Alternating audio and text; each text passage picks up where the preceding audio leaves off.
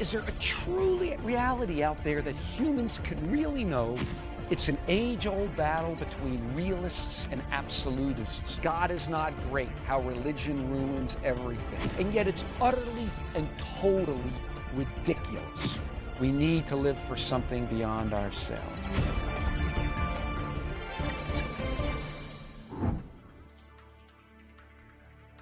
One of the most interesting books in the 20th century was a novel by the Russian writer emigre Vladimir Nabokov, called Invitation to a Beheading.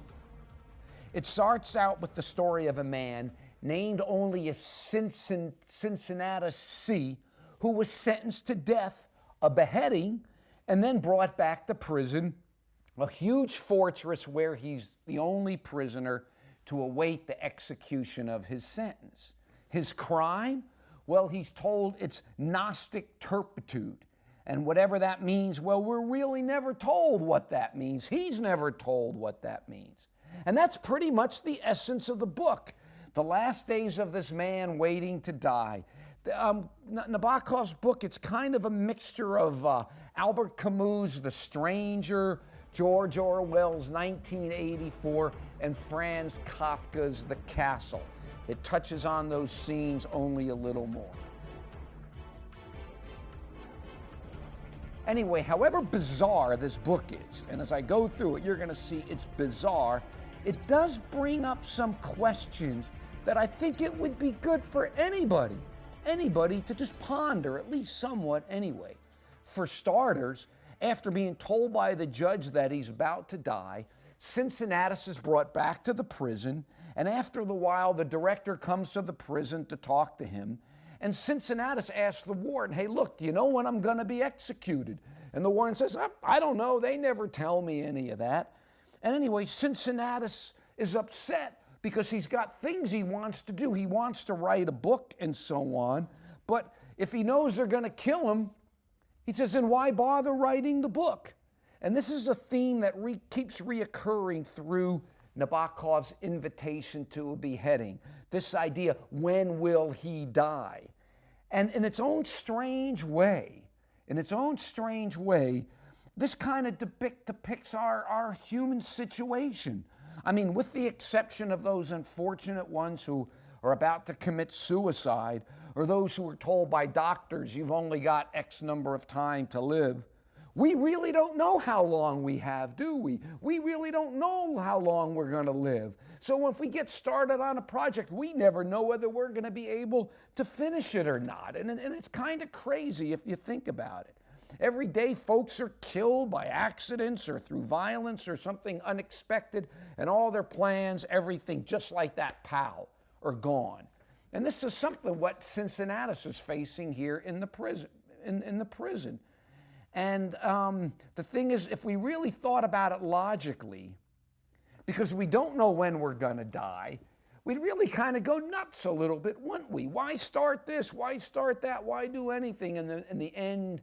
Because sooner or later something's going to happen and boom, you're going to be gone. And so if you really thought about it logically, it's kind of crazy. Anyway, Nabokov makes us do with Cincinnatus' unique situation. What he does is make us think about it a little more. Think about the implications of our mortality, something that we generally don't think about because I think it doesn't present a pretty picture. Now, there's another very strange element in the book that comes over and over again, and that's the strange action of the characters. Right off the bat, Cincinnatus is returned to prison, and the guard comes in and wants to dance with him.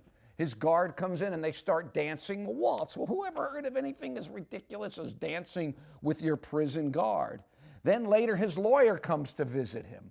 And the lawyer comes in all, serious, and then the lawyer gets all upset because he can't find his cufflinks. I mean, he comes in to meet his client who's about to die, and all the lawyer could do is think about his cufflinks, and he's all upset about his cufflinks, and on and on and on. That's all he's talking about. Cincinnatus wants to talk about his jail sentence and what's going to happen to him in his death, and all the lawyer is talking about his cufflinks.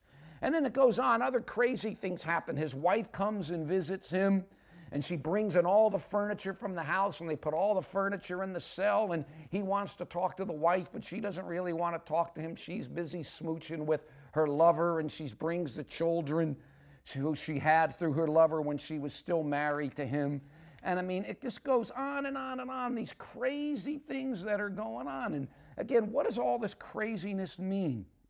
And I think what we see here in this story is Nabokov is challenging our traditional and way of doing things. It's all turned upside down. And I think it was Nabokov's way of causing us to ask ourselves about our own customs, our own traditions. And he's wanting us to step out of the world as we normally think about it and view our customs, view our traditions. How logical, how rational is it? And it just on and on and on. There's all these crazy things. Well, anyway, the story ends when the Cincinnatus gets his head chopped off.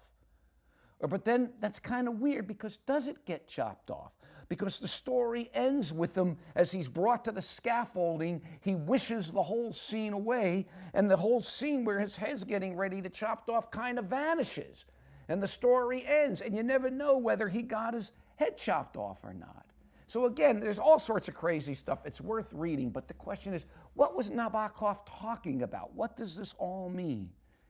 Well, very early on in the book, Cincinnatus asks a question. In this world, can there be any kind of security at all? And I think if you read this book, if you read Nabokov's invitation to a beheading, it really does force you to ask the question, in this world, can there be any kind of security at all? Because in asking that question Nabokov created with the book, he doesn't seem to think you can have any security. You can't trust anything, your values, your traditions, things you think are right or wrong, things you were raised with, well, things that you think should be this way because they've always been this way. He comes along and knocks everything out. Everything is left up for grabs. And you think, what about our world? Look at all the questions that exist, the questions that beg answers. And look how hard it is to really find answers. How many of you have really found good, solid answers to any of the hard questions that you're looking at? How often, too, the most basic things in life, the most basic fundamental things, we don't have answers for, we don't understand, we can't explain. How quickly can a life you build for yourself suddenly and instantly be destroyed as well? Life, there's little solid in this life, is there? It makes me think of a text in the Bible.